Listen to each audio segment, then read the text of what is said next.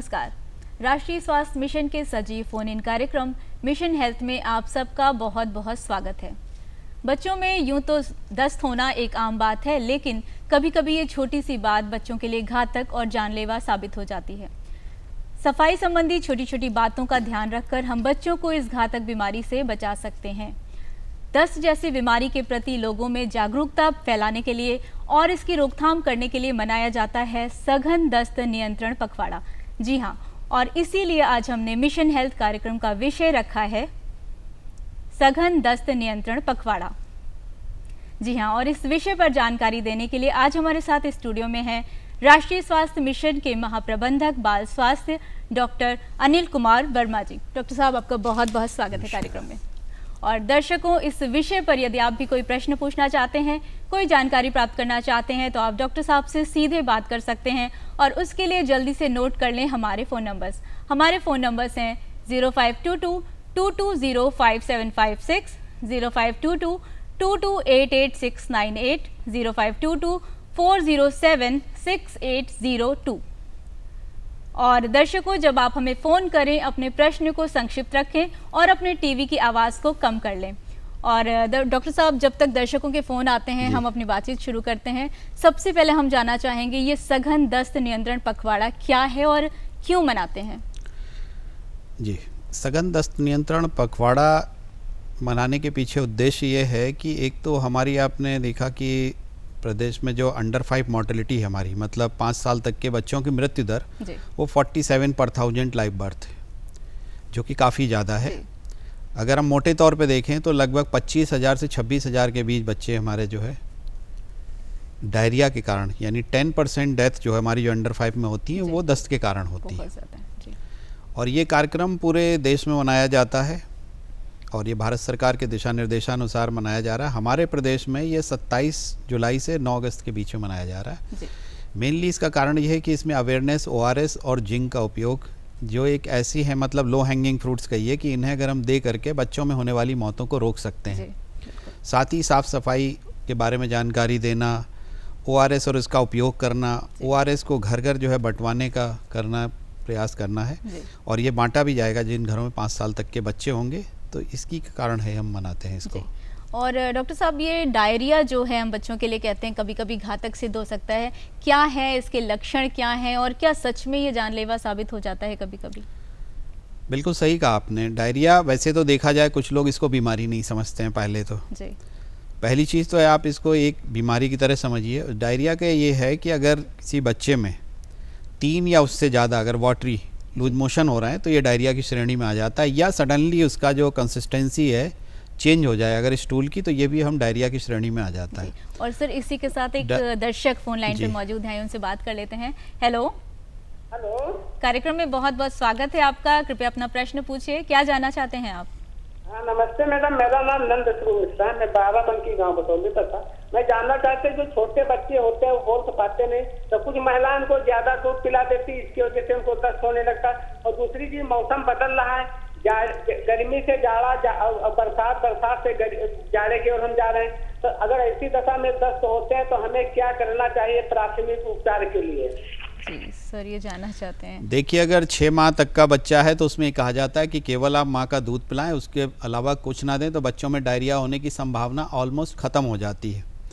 दूसरा ये है कि जैसे मौसम बदल रहा है, बरसात का मौसम है, आप देख रहे हैं इस समय, तो इसमें क्या होता है, आजकल बारिश हो रही है, कई जगह पर हमारे गंदगी भी होती है। पीने का स्वच्छ पानी जो है हमारा ध्यान देने की ज़रूरत है। स्वच्छ खाना दें, आप ताज़ा खाना दें बच्चे को, बोतल का दूध ना दें, बोतल का इस्तेमाल ना करें। साथ ही साथ व्यक्तिगत स्वच्छता पे ध्यान देने की ज़रूरत है, जैसे खाना खाने के पहले और शौच के बाद आप हाथ ज़रूर धोएं। साथ ही साथ अगर डायरिया हो ही गया है बच्चे को तो ORS और जिंक का प्रयोग करें और तुरंत जो है अपने निकटतम स्वास्थ्य केंद्र या चिकित्सालय में संपर्क करके उसका इलाज लें। जी, कार्यक्रम में फ़ोन करने के लिए आपका बहुत बहुत शुक्रिया आनंद स्वरूप जी। सर, आप लक्षणों के बारे में बात कर रहे थे। हाँ, डायरिया का एक तो मैंने यही बताया कि डायरिया होता क्या है। देखिए, लक्षण में सबसे ज़्यादा तो यही है कि उसकी फ्रीक्वेंसी स्टूल की बढ़ जाती है, कई बार वॉमिटिंग्स भी होने लगती हैं। कुपोषित बच्चों में डायरिया के चांसेस ज़्यादा होते हैं और उससे कुपोषण और ज़्यादा बढ़ता है। तो सबसे पहले तो यही है कि उसका लॉस बढ़ जाता है। अगर बहुत ज़्यादा होता है तो बच्चे में फिर ये होता है कि प्यास बहुत ज़्यादा लगने लगती है। तो उसको हम पानी की डिमांड बढ़ा देता है। फिर धीरे धीरे जैसे जैसे हमारी पानी की कमी, एक्चुअली बच्चों में जो मौत होती है बेसिकली वो पानी की कमी के कारण जी, होती है। बिल्कुल। इसीलिए हम लोग ये कहते हैं कि ORS और साथ में जिंक जिंक का की भी गोली। उपयोग करें। जी तो इसमें जो है, इसमें एक तो यही हो गया, जैसे लॉस बढ़ गया, पानी की कमी हो गई तो उसमें आंखें गड्ढे में चली जाती हैं। छोटा बच्चा है तो उसके सिर के जो ये फॉन्टेनेल होता है जी ये भी नीचे चला जाता है, आंखों में आंसू कम हो जाते हैं, मुंह सूखने लगता है, बच्चा पानी की मांग करता है। जी अगर और ज़्यादा पानी की कमी होती है तो हमारे स्किन जो होती है इसकी टर्गर भी चली जाती है। अगर हम इसको खींच के देखें तो ये धीरे धीरे वापस जाती है या बहुत धीरे वापस जाती है। जी और फिर अगर और ज़्यादा बढ़ता है तो इसमें कई बार होता है बच्चा पी नहीं पाता है ठीक से या बेहोशी की तरफ जाने लगता है, अगर पानी की कमी सीवियर होती है। साथ ही साथ इसमें गुर्दे पे भी असर पड़ सकता है। तो काफ़ी सारे लक्षण हैं जिन पर हाँ। ध्यान देना चाहिए और खास करके माँ को ध्यान देना अगर चाहिए। इसमें आपने पानी की कमी बचा ली जी। तो आप बच्चे की जान का खतरा कम रहता जी। है। चाहे जितने भी दस्त आ रहे हों, आप उसका खाना पीना जारी रखिए। जी माँ का दूध पी रहा है तो बच्चे को पीने दीजिए, साथ ही ORS बना करके उसको जी। पिलाना बहुत ज़रूरी है। और सर इसी के साथ एक और दर्शक हमारे साथ फोन लाइन पे मौजूद हैं, रेखा पांडे जी। Hello, hello. कार्यक्रम में हेलो। बहुत बहुत स्वागत है रेखा जी, अपना प्रश्न पूछ सकते हैं आप। हाँ हेलो, हम रेखा पांडे बोल रहे हैं बहराइच से। जी हमारा प्रश्न ये है कि जो दस्त और डायरिया ये क्या छुआछूत की बीमारी है क्या? क्या मतलब? आपका प्रश्न ठीक से मिल नहीं पाया रेखा जी, यदि आप लाइन पे हैं तो एक बार फिर से अपना प्रश्न पूछिए प्लीज। हम पूछना ये चाह रहे हैं कि जैसे डायरिया और दस्त बच्चों को होने लगते तो क्या ये छुआछूत की बीमारी है क्या? देखिए, ये छुआछूत की वैसी बीमारी तो नहीं है, लेकिन अगर इसमें आपने बच्चे को दस्त हो रहे हैं और आपने सफाई किया, वो अगर दस्त कई जगह पे घर में कर रहा, सही सफाई नहीं की गई तो आपके पानी या खाने के साथ जाने की संभावना होती है। दूसरा ये है, अगर शौच के बाद बच्चे की और आपकी अपनी व्यक्तिगत सफाई पे ध्यान देना है, साबुन से हाथ धोना है, पूरी सफाई करना है तो बचा जा सकता है। इस तरह की छुआछूत की बीमारी नहीं है, लेकिन सावधानी बरतने पे आप इससे आराम से बच सकते हैं। जी, और कार्यक्रम में फ़ोन करने के लिए आपका बहुत बहुत धन्यवाद। और सर बातचीत का सिलसिला जारी रहेगा, लेकिन अभी वक्त हो गया एक ब्रेक का। और जी। दर्शकों आप कहीं मत जाइएगा, हम लौटते हैं इस छोटे से ब्रेक के बाद। कार्यक्रम में आपका फिर से स्वागत है। मिशन हेल्थ में आज हम बात कर रहे हैं सघन दस्त नियंत्रण पखवाड़ा के बारे में, और हमारे साथ हैं बाल स्वास्थ्य राष्ट्रीय स्वास्थ्य मिशन के महाप्रबंधक डॉक्टर अनिल कुमार वर्मा। डॉक्टर साहब, अब इसी विषय पर आते हैं। ये सघन दस्त नियंत्रण पखवाड़ा जो चल रहा है या बनाया जा रहा है, इसकी रूपरेखा और कार्यक्रम के बारे में कुछ बताइए। देखिए, इसमें एक तो सघन दस्त नियंत्रण पखवाड़ा बेसिकली इसी पे एम है हमारा कि हम IC एक्टिविटी ज़्यादा से ज़्यादा करें। तो इसका एक तो ये है कि आप स्टेट लेवल पर और डिस्ट्रिक्ट लेवल पे, एक तो इसको 27 तारीख को कल जो है सभी जगह पे इसका शुभारंभ किया जाएगा, उसमें गणमान्य व्यक्तियों के द्वारा इसका प्रारंभ किया जाएगा। उसके बाद इसका बेसिक ये है कि हम लोग डिफरेंट जो कंसर्न डिपार्टमेंट है उनके साथ भी मिल करके और पूरे जनपद में एक्टिविटीज़ हैं, जैसे कि बेसिक शिक्षा है जी। तो स्कूल में जैसे हाथ धोने के प्रोग्राम पे चर्चा किया जाना, ORS जिंक के प्रयोग के बारे में, जी। दस्त से रोकथाम के बारे में जो है उनको जागरूक करना तथा अलग अलग कार्यक्रम संचालित करेंगे। दूसरा ये है, इस बार का जो एक और चीज़ है कि आपने देखा होगा कई जगह पेपरों में पहले भी पढ़ते रहते हैं कि पानी की टंकियाँ साफ़ नहीं होती जी हमारे। बिल्कुल। तो स्कूल में, घरों में, चिकित्सालयों में ये भी निर्देश है कि इस बार जो है इनकी आप पानी की टंकियाँ भी जो है आप सफाई करें, जी। ये भी ध्यान देने की ज़रूरत है। इसके साथ ही साथ जो सबसे महत्वपूर्ण चीज़ है वो ये है कि हम लोग ORS के पैकेट जी। जो उन घरों में जहाँ पर 5 साल तक के बच्चे हैं, वो आशा कार्यकर्तियों के माध्यम से इनको वहाँ तक पहुँचाया जाना है। और साथ ही साथ हमारे जो फील्ड लेवल वर्कर या आशा कार्यकर्त्री हैं, इनके द्वारा ORS की बनाने की विधि जी। और ORS को क्यों प्रयोग किया जाता है, कैसे दिया जाता है, कैसे हमें दस्त से बचाव करना है, साथ ही साथ कुपोषण से कैसे बचना है, और कुपोषित बच्चों को भी अगर मिलें तो बात करेंगे, और ब्रेस्ट फीडिंग को बढ़ावा देने के लिए भी चर्चा की जाएगी सर इसमें यहाँ पे क्षेत्र में। रोकना चाहूँगी, एक और दर्शक हमारे साथ फोन लाइन जी। पे मौजूद हैं। हेलो हाँ हेलो भाई। जी, कार्यक्रम में आपका बहुत बहुत स्वागत है। अपना नाम बता दें कृपया और अपना प्रश्न पूछें। मेरा नाम है एस कुंवर राजपूत। जी, कार्यक्रम में स्वागत है आपका एस कुंवर जी। अब आप अपना प्रश्न पूछ सकते हैं।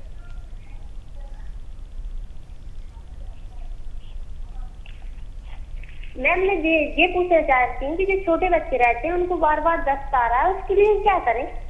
जी बिल्कुल। उम्र क्या है? छोटे बच्चे की उम्र कृपया बता दें आप। शायद ये लाइन पे अब मौजूद नहीं है सर, लेकिन इनका शायद छोटा बच्चा होगा। देखिए, नवजात। छोटे बच्चे का मतलब है कि जैसे अगर नवजात शिशु की आप बात करें उसमें जो है अगर जितनी बार भी बच्चा दूध पीता है, अगर केवल माँ का दूध पी रहा है तो जितनी बार दूध पिएगा फटा हरा पीला सा लेटरिन वो हर बार कर सकता है। ये दस्त की श्रेणी में नहीं आता अगर ऊपर से उसे कुछ नहीं दिया जा रहा है। दूसरा मैंने बात की थी कि अगर 3 से ज़्यादा अगर पतले स्टूल अगर एक दिन में आ रहे हैं और यह कंसिस्टेंसी बदल गई तो डायरिया का होता है, इसको मानते हम लोग इसको। और उसमें आप ब्रेस्ट फीडिंग कंटिन्यू करेंगे, जो खाना उस एज स्पेसिफिक आप उसका दे रहे होंगे वो उसका जारी रहेगा। साथ ही अगर बहुत ज़्यादा हो रहा है तो ORS आपको पिलाना होगा, और साथ में जिंक की टैबलेट अगर 2 महीने से ऊपर है तो आपको देना है आधी गोली 6 महीने तक, और 6 महीने से लेके 5 साल तक के बच्चों में पूरी गोली 20 मिलीग्राम की देनी होती है एक बार दिन में 14 दिन के लिए। जी, आशा करते हैं आपको प्रश्न का उत्तर मिल गया होगा, और कार्यक्रम में फ़ोन करने के लिए आपका बहुत बहुत धन्यवाद। सर, आप बात कर रहे थे रूपरेखा और कार्यक्रमों के बारे में, उसके बारे में। हाँ, इसमें यह है कि तो एक तो मैंने आपको बताया कि जैसे ये घर घर जा कर के प्रचार प्रसार को बढ़ावा देना है, स्कूलों में भी एक्टिविटी कर रहे हैं। साथ ही साथ हमारे जो रूरल डेवलपमेंट और पंचायती राज विभाग हैं उनके द्वारा भी जो है ग्रामीण क्षेत्रों में सभी जैसे स्वच्छ जल का है, स्वच्छ भारत मिशन है, उसके अलावा हमारे जो टॉयलेट्स वगैरह बनाए जा रहे हैं इसके लिए भी पब्लिक को जागरूक करना है कि ओपन डेफिकेशन ना करें और हाथ धोएं। साथ ही साथ स्वच्छ पेयजल का प्रबंध कहाँ से होगा इसकी जानकारी उनको रहे, इसका इस्तेमाल करें। कटे हुए फल या बाहर मार्केट से जो है गंदे जो बिक रहे हैं इनको अवॉइड करें। सर, सबसे बड़ा उपाय जो है जागरूकता ही फैलाना है। जागरूकता है, बेसिकली इसका एम यही है कि जागरूक करके, और ये ऐसे प्रिवेंटेबल डेथ्स हैं जिनको हम सिर्फ जागरूकता बढ़ा करके और ORS जिंक का उपयोग करके और समय से चिकित्सालय में इलाज कराना। और कभी भी इसी के साथ एक और दर्शक है, मैं आपको रोकना चाहूंगी। अब्दुल अलीगढ़ से हैं। हेलो जी, कार्यक्रम में आपका बहुत बहुत स्वागत है। क्या जानना चाहते हैं आप? जी, मैं ये जानना चाहता हूँ, जैसे बच्चे जो हैं हमारे 2 साल के हैं जी, उसको दस्त हो रहा है, सिर्फ पेट से पानी पानी जा रहा है जी।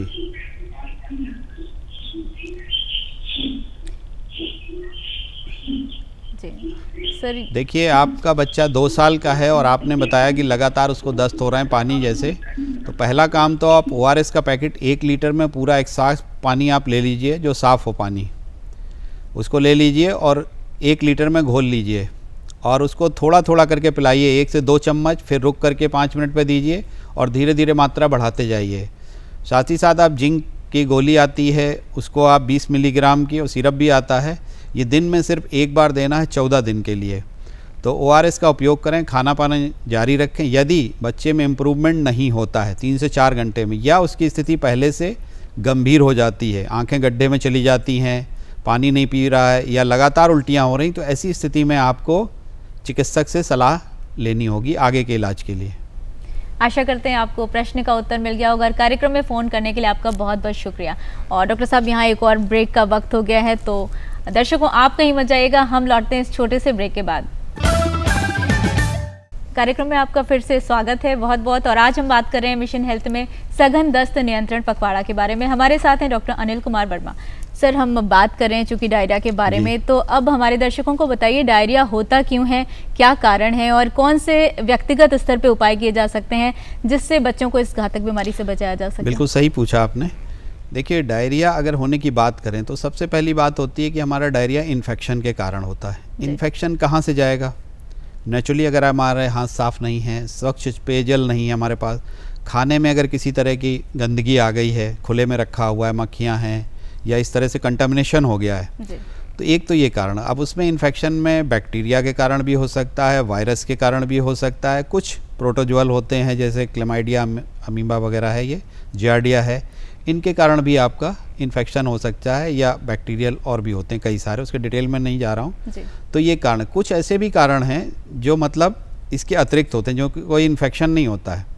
बच्चों में क्या होता है, जैसे ईयर इन्फेक्शन हो गया, कान में अगर इन्फेक्शन हो गया, यूरिन में इन्फेक्शन हो गया, उस समय भी डायरिया हो सकता है। उसके अलावा एक होती है हेर्स स्प्रिंग्स डिसीज़ भी होती है। अपेंडिसाइटिस के केसेस में भी कई बार डायरिया देखने को मिलता है, जो अदर देन इन्फेक्शन भी कारण हो सकते हैं। उसके अलावा कई बार कुछ मेडिसिन की वजह से भी हो सकता है, लेकिन कॉमन कारण यही कि इन्फेक्शंस हमारे जो होते हैं इन्हीं के कारण ये डायरिया।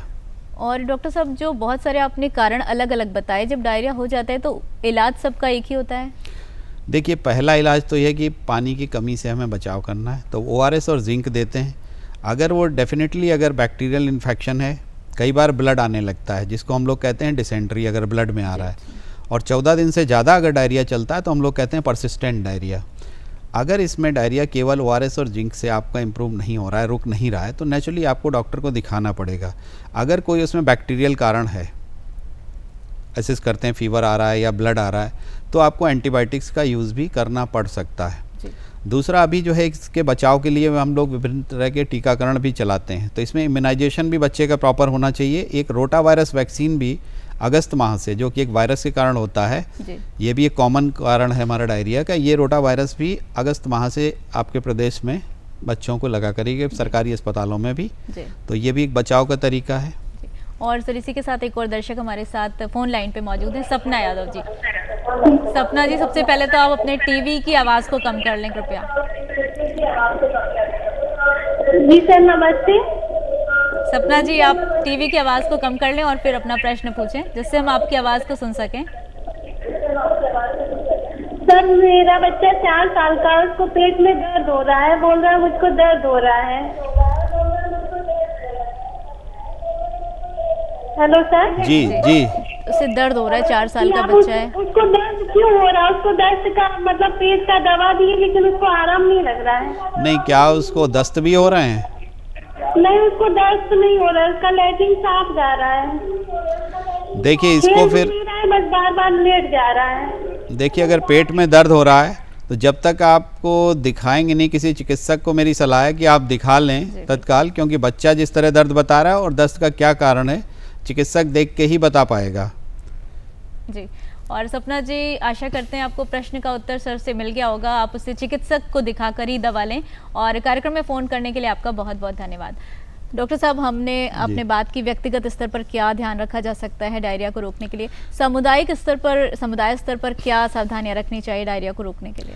समुदाय स्तर पर एक तो सबसे पहले हमें जागरूक करने की ज़रूरत है कि बच्चे को, जैसे ब्रेस्ट फीडिंग को बढ़ावा देने की हम लोग बात करते हैं, फिर साफ़ सफाई से बच्चों को खाना देने की हैबिट एक सिखानी पड़ेगी। वो नेचुरली माँ बाप का ही दायित्व है, और ये बच्चे को अगर डायरिया हो रहा है तो नेचुरली माँ बाप को ही देखना पड़ेगा उसे डायरिया हो रहा है, क्योंकि बच्चा ये नहीं बता पाएगा कि उसकी स्थिति और गंभीर हो। तो ये भी बहुत ध्यान रखने की ज़रूरत है। और सबसे पहले आप उसका ORS का उपयोग जो है प्रारंभ कर दें, जो आपको विधि बताई है मैंने अभी, ये बहुत ज़रूरी है। उसके अलावा जो क्या क्या खाना हमें वहाँ पे जो सफाई से मिले वही इस्तेमाल करना है। ताज़ा खाने का उपयोग करें, बॉटल और इनका उपयोग ना करें, ज़्यादा अच्छा रहेगा। और हाथ धोना बहुत ज़रूरी है। व्यक्तिगत सफाई का भी ध्यान रखें और चारों तरफ भी सफाई का ध्यान रखें। और जो है खुले में शौच को भी रोकना एक बहुत ज़रूरी है आजकल, जो इस पे काफ़ी प्रयास सरकार की तरफ से किया जा रहा, और काफ़ी जगह पर शौचालय बनवाए भी गए हैं। आपके घरों में भी इस चीज़ को प्रोत्साहन दिया जा रहा, उसको उपयोग करें। और डिस्पोजल जो है बच्चे का जो हो, उसका स्टूल का, वो प्रॉपर जगह पे करें। और डॉक्टर साहब, बातचीत का सिलसिला जारी रहेगा, वक्त हो चला है एक और ब्रेक का, और दर्शकों आप कहीं मत जाइएगा, हम लौटते हैं इस छोटे से ब्रेक के बाद। कार्यक्रम में आपका फिर से स्वागत है। आज हम बात कर रहे हैं सघन दस्त नियंत्रण पखवाड़ा के बारे में। हमारे साथ हैं डॉक्टर अनिल कुमार वर्मा। डॉक्टर साहब, आप बार बार जिक्र कर रहे हैं ORS घोल का और जिंक की गोलियों का। दर्शकों को कृपया ये भी बताइए कि क्यों सलाह दी जाती है इसे लेने की? देखिए, ORS का मैंने अभी आपसे बात की थी। बच्चों के शरीर में 60% पानी होता है जी, यानी अगर पानी की कमी होगी बच्चे को तो बहुत बड़ा नुकसान होगा। और डायरिया में हमारा क्या होता है, शरीर से लॉस होता है। जब इसमें डायरिया होता है तो ORS तो पानी की कमी दूर करने के लिए हमें उपयोग करना है। साथ ही साथ इसमें सॉल्ट होते हैं, जैसे सोडियम है, पोटेशियम है, शुगर की मात्रा है, पर्याप्त मात्रा में होती है, ताकि उससे हम अपनी बॉडी का एक हीमोस्टेसिस मेंटेन कर सकें। साथ ही साथ मैं बात कर रहा हूँ आप लोगों से जिंक का उपयोग क्या है। जैसे जिंक जब होता है, जब आपका डायरिया होता है तो इसमें आंतों से हमारा जिंक का लॉस भी बढ़ जाता है। अगर बच्चा कुपोषित है तो उसमें पहले से ही जिंक की कमी होती है, तो इन दोनों स्थितियों में इसकी डिमांड बढ़ जाती है। दूसरा, जिंक देने से ये देखा गया है कि डायरिया का ड्यूरेशन, मतलब अगर लंबा चलने वाला है तो जल्दी रिकवरी होती है। साथ ही साथ सीवियरिटी, मतलब बहुत ज़्यादा अगर डायरिया हो रहा है तो वो भी इसमें कम हो जाता है। और चांसेस ऑफ परसिस्टेंट डायरिया के कम हो जाते हैं इसमें। और सर, इसी के साथ साथ तो जो छोटे बच्चे, नवजात शिशु हैं, उनको डायरिया से बचाने में स्तनपान की क्या भूमिका है? देखिए, छोटे बच्चों में ये है कि स्तनपान अगर आप बाहर से चीज़ें देते हैं। जैसे हम लोग जन्म के बाद ये कहते हैं चीनी पानी घुट्टी कुछ नहीं दें, केवल ब्रेस्ट फीडिंग कराएं। बाहर से जो भी आप देते हैं इन्फेक्शन प्रोन होता है, बाहर से चांसेस बढ़ जाते हैं। दूसरा ये होता है कि मदर मिल्क में आपको इम्यूनिटी भी मिलती है, जिसको हम पहला टीकाकरण भी कहते हैं। और माँ का दूध देखिए हर समय ताज़ा मिलेगा, स्वच्छ मिलेगा आपको, उसको कहीं बनाने नहीं जाना है हमें, और वो फुल्ली प्रोटेक्टेड है। तो आप इन्फेक्शन से प्रिवेंशन कर सकते हैं, न्यूट्रिशन दे सकते हैं, इम्यूनिटी भी बच्चे को मिल जाती है। बिल्कुल। तो इसीलिए ब्रेस्ट फीडिंग बहुत ही इंपॉर्टेंट है हमारा इसके लिए। और सर इसी के साथ साथ एक और चीज़ जानना जरूरी है कि ग्रामीण क्षेत्र हैं और शहरी क्षेत्र हैं, क्या एक ही जैसे उपाय और बचाव हैं इस रोकथाम के लिए, डायरिया के लिए? देखिए, जहाँ तक डायरिया की अगर हम बात करें तो ग्रामीण और शहरी क्षेत्रों में बहुत ज़्यादा फ़र्क नहीं है। जहाँ तक व्यक्तिगत स्वच्छता की बात है, स्वच्छ पेयजल की है, खाने की बात है, अगर आप अर्बन स्लम्स की हालात ले लें तो ग्रामीण क्षेत्रों से भी बदतर स्थिति में है आज की तारीख में। वहाँ पे बहुत ज़्यादा जागरूक करने की लोगों को ज़रूरत है, स्वच्छता की ओर ध्यान देने की ज़रूरत है। दूसरा ये है कि ग्रामीण क्षेत्रों में हमारा बेसिकली देखा जाए तो साफ़ सफाई, व्यक्तिगत साफ़ सफाई पे ज़्यादा ध्यान है और स्वच्छ पेयजल की समस्या वहाँ पर ज़्यादा है। तो इसे व्यक्तिगत रूप से ध्यान देने का। शहरी क्षेत्रों में अगर आप देखें तो ये चीज़ें कुछ एरिया में तो आपको कम मिलती हैं, लेकिन अगर आप स्लम्स की तरफ जाएं अर्बन तो लगभग यही हालात मिलते हैं। तो वहाँ पे भी आपको जागरूक करने की उतनी ही ज़रूरत है और कारण भी लगभग वही है जो डायरिया के मैंने बात। और सर एक और चीज़ जानना ज़रूरी है कि बासी खाना या अस्वच्छ पेयजल की बात भी आपने बताई, क्या ये इनकी वजह से भी डायरिया हो सकता है? बिल्कुल हो सकता है। अगर स्वच्छ पेयजल नहीं मिल रहा है हमें तो जो भी आप पी रहे हैं, जैसे कई जगह हमने देखा है तालाबों का अभी भी इस्तेमाल हो रहा था, पानी पीने के लिए ले रहे थे लोग। दूसरा ये है कि जो अभी कुछ दिन पहले ये बात चली थी कि हमारे मार्क 2 जो हैंड पंप हैं तो उसके आसपास एक पक्का वो बनाने की बात चली थी, वो भी एक सरकार की तरफ से प्रावधान चल रहा है कि चबूतरा बनाओ, साफ़ सुथरा हो अगल बगल। तो इसकी बहुत बड़ी महत्ता है क्योंकि मेन इन्फेक्शन का कारण हमारा पेयजल भी है। दूसरा जो है खाने के लिए है, आप ताज़ा खाना ही दें। अगर आपने रखा है, ठीक से जगह पे रखा हुआ है तो आप उसको गर्म करके ही इस्तेमाल करें। कोशिश करें कि ताज़ा खाना ही इस्तेमाल हो। कटे हुए फलों का इस्तेमाल इस समय जो इस मौसम में ना करें, ये भी एक कारण हो सकता है। और डॉक्टर साहब आपने बहुत महत्वपूर्ण जानकारियाँ दी डायरिया के बारे में और सघन दस्त नियंत्रण पखवाड़े के बारे में। और अब वक्त है कार्यक्रम में चलते चलते का।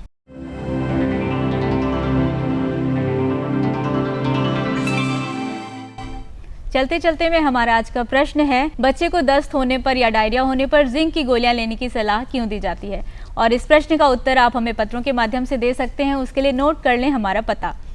हमारा पता है प्रस्तुतकर्ता मिशन हेल्थ, कमरा नंबर 205, दूरदर्शन केंद्र 24, अशोक मार्ग, लखनऊ 226001। आप हमें ईमेल के माध्यम से भी अपना जवाब दे सकते हैं और उसके लिए नोट कर लें हमारी ईमेल आईडी। हमारी ईमेल आईडी है missionhealth.ddupelko@gmail.com। और डॉक्टर साहब आपने अपना इतना कीमती समय हमारे कार्यक्रम में दिया, उसके लिए आपका बहुत बहुत धन्यवाद। बहुत महत्वपूर्ण जानकारी दी उसके लिए बहुत बहुत धन्यवाद। और दर्शकों, आप राष्ट्रीय स्वास्थ्य मिशन की सुविधाओं और सेवाओं का लाभ उठाते रहें, स्वस्थ रहें और देखते रहें मिशन हेल्थ।